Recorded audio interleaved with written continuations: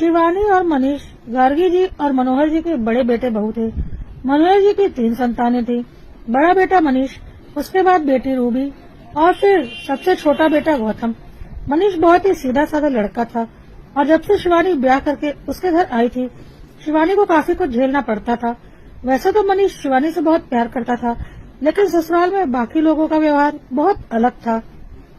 मनोहर जी और गार्गी जी सास ससुर होने का कुछ ज्यादा ही रोब शिवानी के ऊपर झाड़ते थे और उसे कुछ भी कहीं भी बोलने से बाज नहीं आते थे।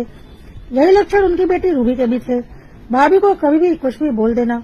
गौतम ऐसा नहीं था, वह काफी समझदार था, इसलिए वह काफी सोच समझकर तमीज के साथ अपनी भाभी से बात करता था और उनके दुख को भी बहुत अच्छे से समझता था।